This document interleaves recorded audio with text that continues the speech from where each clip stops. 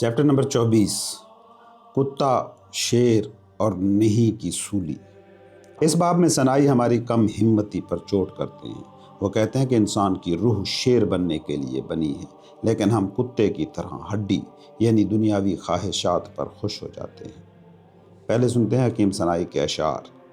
جو اپنی تنہائی کا بادشاہ بننا چاہتا ہے، اسے چاہیے کہ اندر سے آرام طلب نہ ہو اور باہر سے خود کو نہ سجائے۔ بھکاری بادشاہ کے دروازے پر روٹی مانگتا ہے، اسی طرح عاشق اپنی روح کے لیے خوراک مانگتا ہے۔ کم ہمت کتا صرف ایک ہڈی تلاش کرتا ہے، شیر کا بچہ زندگی کا گودا تلاش کرتا ہے۔ لوگوں نے جان اور دل قربان کر دیے ہیں اور دن رات اس کی یاد کو اپنی خوراک بنا لیا ہے۔ بلند ارادوں والا آدمی قید بانڈیج نہیں چاہتا۔ کتا ہے جو ایک لقمے پر خوش ہو جاتا ہے۔ فضول باتیں کم کرو اور اپنی کمزوری کو سامنے رکھو۔ ہڈی کتوں کے لیے چھوڑ دو۔ اپنی فطرت کے اعتبار سے تم نے ایک بلند مقام پایا ہے، پھر کتے کی طرح کمینے کیوں بنتے ہو؟ ہمت والے آدمی پر دونوں جہاں نچھاور کر دیے جاتے ہیں، لیکن جو کتے کی طرح پست ہے وہ کتے کی طرح کھانے کے پیچھے بھاگتا ہے۔ اگر تم اپنی روح کو جسم سے آزاد کرنا چاہتے ہو تو لا نہیں ایک سولی کی طرح ہے، اس کے ساتھ رہو۔ خالص الوہیت تمہیں تب تک قبول نہیں کر سکتی جب تک تمہاری بشریت، تمہاری ایگو، تمہاری پرسنالٹی کو سولی پر نہ لٹکا دیا جائے۔ جب تک تمہارا وجود تمہاری جان کے ساتھ ہے، کعبہ بھی تمہارے لیے شراب خانہ ہے، یعنی عبادت بھی بیکار ہے۔ لیکن اگر تمہاری جان تمہارے مادی وجود سے الگ ہو گئی ہے تو تمہارے ذریعے ایک بت خانہ بھی بیت اللہ بن جاتا ہے۔ خود پرستی بدترین بدقسمتی ہے۔ اپنی بغل سے اس بلی کو یعنی انا کو پھینک دو۔ اب چلتے ہیں اس باب میں شامل اشعار کی تشریح کی طرف۔ یہ باب انتخاب کے بارے میں ہے، چوائس کے بارے میں۔ کتا یا شیر؟ ثنائی کہتے ہیں کہ کائنات میں دو طرح کے رویے ہیں۔ کتا، ڈاگ مینٹیلٹی، جو صرف زندہ رہنے، سروائیول، چھوٹی چھوٹی لذتوں اور ہڈی میٹیریلزم پر خوش ہو جاتا ہے۔ یہ غلامانہ ذہنیت ہے۔ دوسری ذہنیت ہے شیر کی، لائن مینٹیلٹی، جو ہڈی یعنی ظاہر پر نہیں رکتا، وہ ہڈی توڑ کر اندر سے گودا، ایسنس، میننگ نکالتا ہے۔ وہ زندگی کا رس نچوڑنا چاہتا ہے۔ روحانیت کا پہلا سبق یہ ہے کہ اپنے سٹینڈرڈز اونچے کرو۔ تم کائنات کے وارث ہو، چند سکوں یا عہدوں پر بک کر اپنی قیمت کم مت کرو۔ لا نہیں کی سولی، یہ خوفناک لیکن طاقتور استعارہ ہے۔ ثنائی کہتے ہیں کہ لفظ لا، جس کا مطلب ہے نہیں، ایک پھانسی کا پھندا ہے۔ کس کے لیے؟ تمہاری انا، ایگو کے لیے۔ جب تک تم اپنی خواہشات، اپنے تکبر اور اپنی میں کو اس سولی پر نہیں لٹکاتے، تم آزاد نہیں ہو سکتے۔ آزادی ہاں کہنے میں نہیں، فضول چیزوں کو نہ کرنے میں ہے، نگیٹ کرنے میں۔ جو اپنی میں کو مار دیتا ہے وہی ابدی زندگی پاتا ہے۔ کعبہ اور بت خانے کی مثال، یہ بہت بڑی بات ہے۔ ثنائی کہتے ہیں کہ جگہ، لوکیشن اہم نہیں، تمہاری حالت، سٹیٹ اہم ہے۔ اگر تم مکہ میں بھی ہو لیکن تمہارے اندر میں اور لالچ ہے تو وہ جگہ تمہارے لیے شراب خانے جیسی ناپاک ہے۔ اگر تم بت خانے میں ہو لیکن تمہاری میں مٹ چکی ہے اور تم حق کے ساتھ جڑے ہو تو وہ جگہ تمہارے لیے خانہ خدا بن جاتی ہے، یعنی تقدس عمارتوں میں نہیں، انسان کے شعور، کانشسنس میں ہوتا ہے۔ چیپٹر نمبر 25، میں خدا ہوں، انا الحق، منصور کا راز۔ اس باب میں ثنائی نے اس خطرناک اور نازک مقام کی بات کی ہے جہاں پہنچ کر انسان اور خدا کے درمیان فرق مٹ جاتا ہے۔ وہ بایزید بسطامی اور منصور حلاج کے نعروں کی حقیقت کو کھولتے ہیں۔ پہلے سنتے ہیں اس باب میں شامل اشعار۔ اس سفر کا نشان کیا ہے؟ یہ کہ اپنا چہرہ زندگی کی، دنیا کی طرف کرو اور ظاہری خوشحالی کو پاؤں تلے رون دو۔ حق کو دیکھ کر باطل سے کٹ جاؤ۔ پھر جب تم فقر کے دوست بن جاؤ گے تو تمہاری روح تمہارے ناپاک نفس ایگو کو تباہ کر دے گی۔ تمہاری ایگو تمہارے اندر روح بن جائے گی۔ وہ اپنے کیے پر شرمندہ ہوگی اور اپنی تمام ملکیت پھینک کر پگھل جائے گی۔ بایزید نے جہالت یا حماقت میں یہ نہیں کہا تھا میری شان بلند ہے، گلوری ٹو می۔ اسی طرح جس زبان نے وہ عظیم راز بولا اس نے سچ کہا جب اس نے کہا انا الحق، میں حق ہوں۔ جب اس نے پیٹھ پیچھے عوام میں وہ راز کھولا جو اس نے چہرے روبرو سے سیکھا تھا تو وہ راز اس کا جلاد بن گیا اور اسے مار ڈالا۔ جب بھرے مجمع میں اس نے بغیر اجازت وہ راز کھولا تو اس کی ظاہری شکل کو سولی دے دی گئی، لیکن اس کے باطن کو دوست یعنی خدا نے تھام لیا۔ وہ ہم سے کب جدا ہوں گے، یہ میں اور تم، تاکہ وہ دونوں چلے جائیں اور صرف خدا رہ جائے۔ جب ترک رینونسیشن کے دروازے سے دل اور جان توحید کے گنبد تک پہنچتے ہیں، اے وہ شخص جو انگور کے رس سے ملنے والی زندگی کو نہیں جانتا، تم کب تک انگور کی ظاہری شکل کے نشے میں رہو گے؟ اگر تم شراب عرفان پیتے ہو تو چپ رہو، لسی پینے والا بھی اپنا راز چھپاتا ہے۔ جب تک تم نے اسے پی نہیں لیا اسے حرام سمجھو، اور جب پی لو تو اپنے ہونٹوں پر مٹی مل لو، یعنی خاموش رہو۔ اب سنتے ہیں اشعار کی تشریح۔ انا کی موت اور الوہیت کا ظہور، یہ باب تصوف کی معراج ہے۔ ایگو کا روح بننا، ٹرانسفارمیشن آف سیلف۔ ثنائی کیمیا گری الکیمی بتا رہے ہیں۔ وہ کہتے ہیں کہ تمہارا نفس ایگو جو دنیا مانگتا ہے دشمن نہیں ہے، اسے مارنا نہیں ہے بلکہ تبدیل کرنا ہے، ٹرانسمیوٹ کرنا ہے۔ جب نفس ایگو پگھلتا ہے تو وہ بھی روح بن جاتا ہے، یعنی تمہاری خواہشات ختم ہو کر خدا کی رضا بن جاتی ہیں۔ دوسرا پوائنٹ، انا الحق کا مطلب۔ منصور حلاج نے کہا تھا انا الحق، میں ہوں حق۔ لوگ سمجھے انہوں نے خدا ہونے کا دعویٰ کیا ہے۔ ثنائی کہتے ہیں نہیں، جب انسان کی اپنی میں مکمل ختم ہو جاتی ہے تو اندر کون بولتا ہے؟ صرف خدا۔ یہ ایسے ہی ہے جیسے بانسری کہے کہ میں سریلی دھن ہوں۔ بانسری خود نہیں بول رہی، بانسری نواز کی پھونک بول رہی ہے۔ بایزید اور منصور اس مقام پر تھے جہاں وہ خود بانسری بن چکے تھے۔ ان کے اندر سے آواز اس حتمی حقیقت کی آ رہی تھی۔ انتباہ، ثنائی کہتے ہیں کہ یہ راز ہے، اسے عوام میں جو ابھی اس مقام پر نہیں پہنچے بیان کرنا خطرناک ہے، کیونکہ وہ غلط سمجھیں گے اور تمہیں سولی چڑھا دیں گے۔ اس لیے جو پی لے وہ ہونٹوں پر مٹی مل لے، یعنی خاموش ہو جائے۔ انگور اور شراب کا استعارہ۔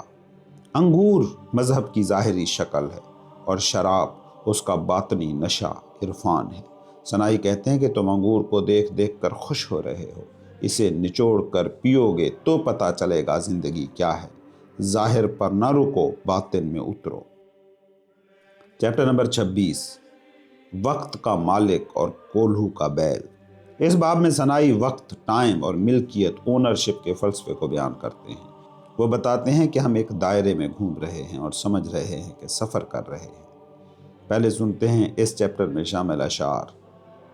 جرجان کے شیخ نے اپنے بیٹے سے کہا، اس گلی میں تمہارا ایک گھر ہونا چاہیے جو تمہاری تنہائی کے لیے ہو، اور اچھا ہو اگر اس کا تالا بہت ہوشیاری والا ہو، یعنی اپنے اندر ایک گوشہ بناؤ جہاں تم دنیا سے کٹ سکو۔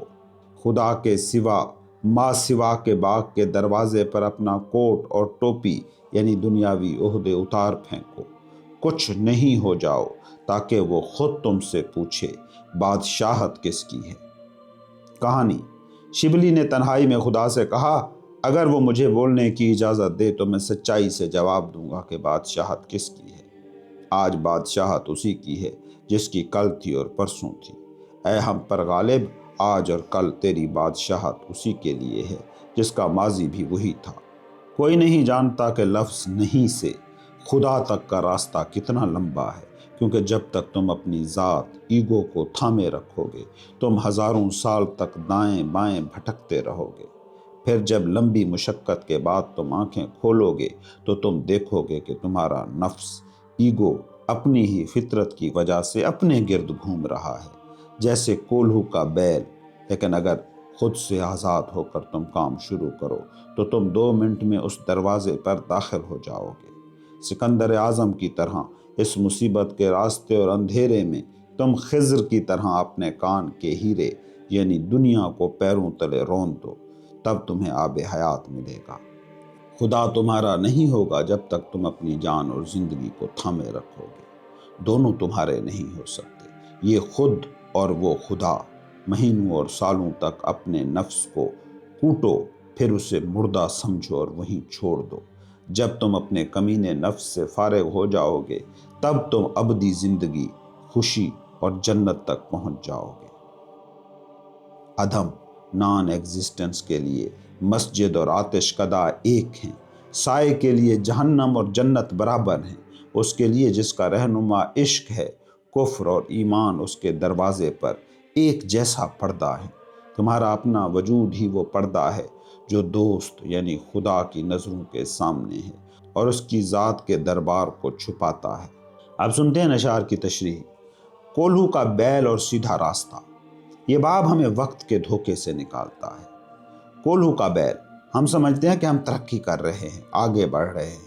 سنائی کہتے ہیں کہ جب تک تم اپنی میں اور خواہشات کے محور پر ہو تم اس بیل کی طرح ہو جو سارا دن چلتا ہے لیکن شام کو وہیں ہوتا ہے جہاں سے سفر شروع کیا تھا۔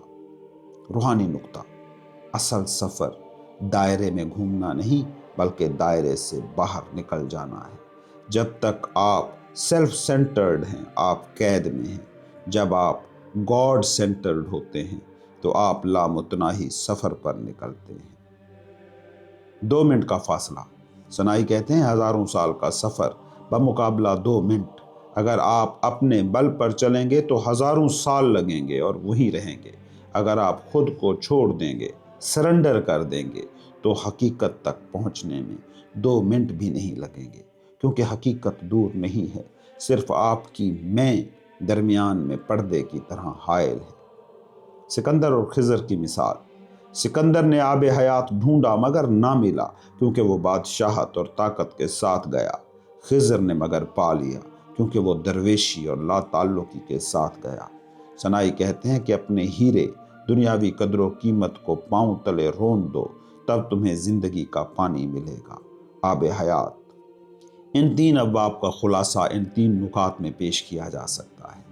پہلا، ہمت، شیر بنو، کتے کی طرح ہڈیوں پر، دنیا پر مت لڑو۔ دوسرا، خاموشی، اگر تم حقیقت کو پالو تو شور مت مچاؤ، اسے اپنے اندر جذب کرو۔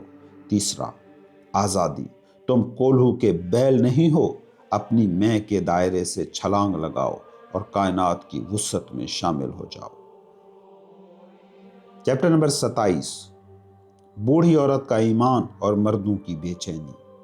اس باب میں زنائی توکل کو سمجھانے کے لیے ایک بوڑھی عورت کی کہانی سناتے ہیں اور نام نہاد مردوں، طاقتور لوگوں کو شرم دلاتے ہیں کہ ان کا یقین اس کمزور عورت سے بھی کم تر ہے۔ پہلے سنتے ہیں اس باب میں شامل اشعار۔ اس کے دربار میں منافقت کے ذات قدم نہ رکھو، راستے کے آدمی توکل میں چلتے ہیں۔ اگر تمہیں اس پر، خدا پر مسلسل بھروسہ ہے تو پھر اس کے کھلانے پر شک کیوں؟ اپنی ضروریات کو توکل کی گلی میں لے آؤ، تب قسمت خود تمہارے ساتھ استقبال کو آئے گی۔ توکل کے بارے میں یہ کہانی سنو کہ تم شیطان کے ہاتھ میں گروی نہ رہ جاؤ۔ جب حاتم مشہور صوفی حج کے لیے روانہ ہوئے تو گھر میں نہ کوئی سامان تھا نہ خرچہ۔ وہ اپنی بیوی کو گھر میں اکیلا بغیر کسی ظاہری سہارے کے چھوڑ کر نکل گئے۔ ان کے لیے بیوی کی زندگی یا موت ایک برابر تھی، کیونکہ وہ جانتے تھے مالک کوئی اور ہے۔ لیکن ان کی عورت توکل کے راستے پر ان کی ہم سفر تھی، کیونکہ وہ اپنے رزاق کو جانتی تھی۔ محلے کے لوگ جمع ہوئے اور ہمدردی جتانے کے لیے عورت کے پاس آئے اور کہنے لگے، جب تمہارا شوہر گیا تو کیا تمہارے لیے کوئی خرچہ چھوڑ کر گیا؟ اس نے کہا، ہاں، اس نے مجھے چھوڑا ہے، میں مطمئن ہوں۔ میرا رزق وہی ہے جو پہلے تھا، یعنی خدا۔ لوگوں نے کہا، کتنا خرچہ ہے؟ اس نے کہا، جب تک میری زندگی ہے اس نے میرے لیے تمام ضروری رزق کا وعدہ کیا ہے۔ لوگوں نے کہا، وہ یعنی خدا بغیر اسباب کے نہیں دیتا، وہ بیت کے درخت سے کھجوریں نہیں گراتا۔ تمہارے پاس کوئی زمین جائیداد نہیں، کیا وہ آسمان سے تھیلے بھیجے گا؟ اس عورت نے کہا، اے بادلوں والے ذہن رکھنے والو، یعنی کنفیوزڈ دماغو، تم کب تک حماقت اور ضد کی باتیں کرو گے؟ تھیلے کی ضرورت اسے ہوتی ہے جس کے پاس زمین کا ٹکڑا نہ ہو، لیکن آسمان اور زمین پوری کی پوری اسی کی ہے۔ وہ جو چاہتا ہے کرتا ہے، اختیار اسی کا ہے، وہ کبھی اضافہ کرتا ہے کبھی لے لیتا ہے۔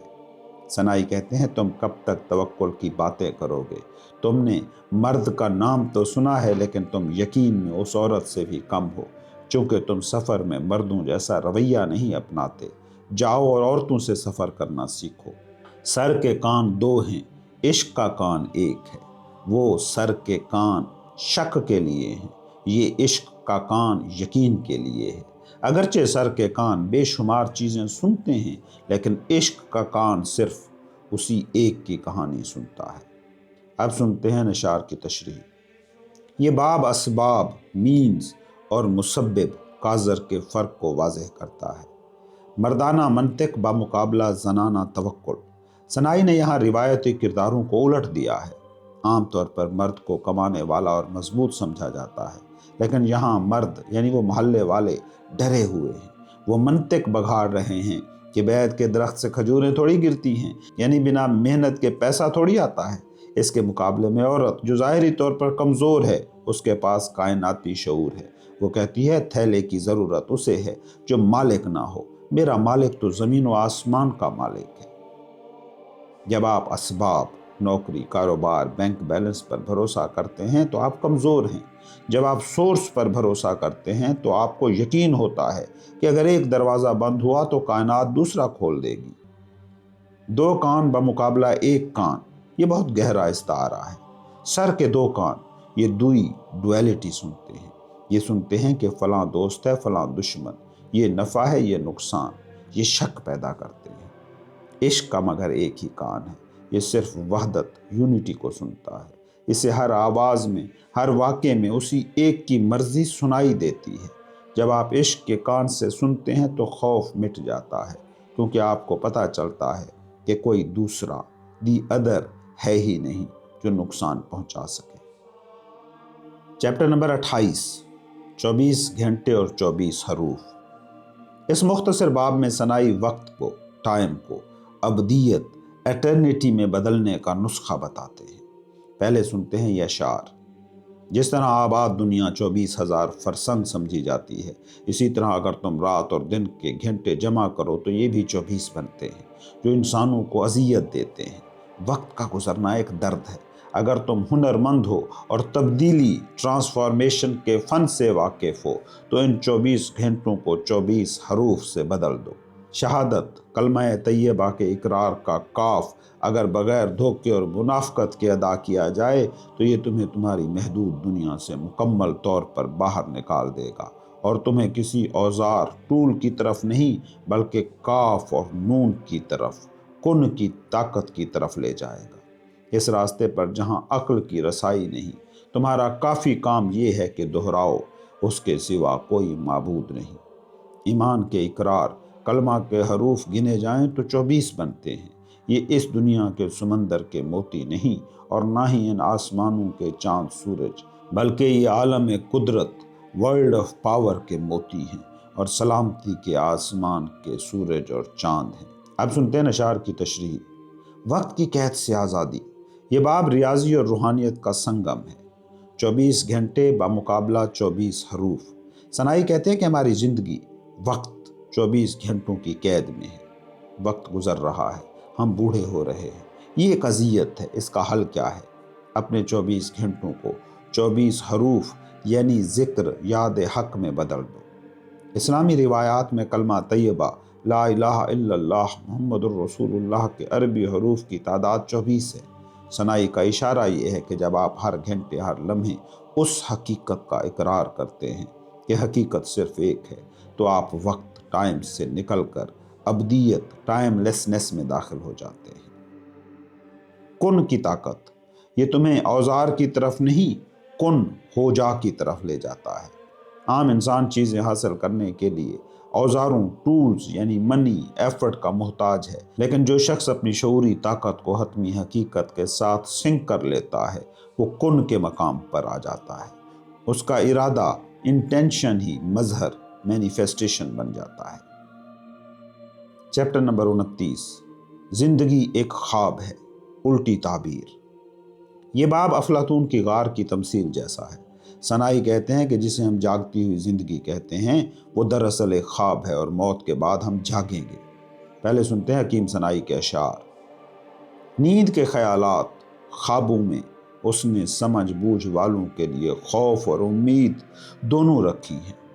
جب انسان نیند میں سر رکھتا ہے تو اس کے خیمے کی رسیاں دنیا سے تعلق کٹ جاتا ہے۔ جب تک انسان اسباب کازز کی دنیا میں ہے وہ سب ایک کشتی میں ہیں اور سب سو رہے ہیں۔ وہ انتظار کر رہے ہیں کہ ان کی روح نیند موت اگلی زندگی میں کیا دیکھے گی، جزا اور سزا کی صورت میں۔ خواب کی تعبیر الٹی ہوتی ہے۔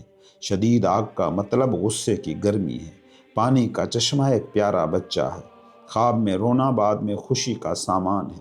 غلامی کا مطلب ذلت سے آزادی ہے۔ خواب میں شطرنج کھیلنا جنگ، فتح اور مصیبت لاتا ہے۔ خواب میں پانی اگر صاف اور میٹھا ہو تو حلال رزق ہے، لیکن اگر گدلا ہو تو جان لو یہ ایک ناخوش زندگی ہے۔ اگرچہ وہ پانی ہے اسے آگ سمجھو۔ خواب میں ہنسنا پریشانی اور خطرہ ہے۔ خاموشی مال کی محبت ہے۔ جو شخص خواب میں ننگا ہے وہ رسوا ہوگا۔ اگر کوئی بیمار شخص خواب میں گوشت کھاتا ہے تو اس کی صحت یابی کی امید نہ رکھو۔ دریائے نیل کا پانی پینا بڑے رتبے ملنے کی نشانی ہے۔ اب سنتے ہیں اشعار کی تشریح۔ الٹی منطق کی دنیا۔ ثنائی یہاں خوابوں کی تعبیر کے بہانے ہمیں حقیقت کی نوعیت سمجھا رہے ہیں۔ زندگی ایک کشتی اور نیند۔ جب تک انسان اسباب کی دنیا میں ہیں وہ کشتی میں سو رہے ہیں۔ ہم سمجھتے ہیں کہ ہم جاگ رہے ہیں، کاروبار کر رہے ہیں، رشتے نبھا رہے ہیں۔ ثنائی کہتے ہیں یہ نیند ہے۔ کیوں؟ کیونکہ ہم چیزوں کی ظاہری شکل کو حقیقت سمجھ رہے ہیں۔ اصل بیداری اویکننگ تب ہوتی ہے جب آپ یہ جان لیتے ہیں کہ یہ دنیا ایک سمبل ہے۔ جیسے خواب میں نظر آنے والا پانی اصل پانی نہیں ہوتا بلکہ کسی اور چیز، علم یا زندگی کا اشارہ ہوتا ہے، ویسے ہی جاگتی زندگی میں بھی دولت، عزت اور مصیبتیں صرف اشارے ہیں۔ الٹی تعبیر کا اصول۔ خوابوں کی سائنس یہ ہے کہ وہاں چیزیں الٹی ہوتی ہیں۔ خواب میں رونا، جاگ کر خوشی۔ خواب میں ہنسنا، جاگ کر پریشانی۔ ثنائی ہمیں یہ بتا رہے ہیں کہ اس دنیا میں جو چیزیں ہمیں تکلیف، رونا لگتی ہیں، ہو سکتا ہے روحانی دنیا میں وہی ہماری ترقی، خوشی کا باعث ہوں، اور جو یہاں کی عیاشی، ہنسنا ہے، وہ وہاں کا عذاب بن جائے۔ ہمیں ظاہری شکل پر فیصلہ نہیں کرنا چاہیے کیونکہ ہم ابھی خواب دیکھ رہے ہیں۔ تعبیر، نتیجہ جاگنے، موت یا شعوری بیداری کے بعد ہی سمجھ آئے گا۔ ان تینوں چیپٹرز کا خلاصہ ان 3 نکات میں سمجھا جا سکتا ہے۔ پہلا، توکل۔ عورت کی طرح سورس پر نظر رکھو، مردوں کی طرح اسباب پر نہیں۔ وقت، اپنے وقت کو ذکر، اویئرنیس میں بدل کر اسے ابدی بنا لو۔ خواب، اس دنیا کی خوشی اور غم کو حتمی نہ سمجھو، یہ الٹی تعبیر والے خواب ہیں، اصل حقیقت پردے کے پیچھے ہے۔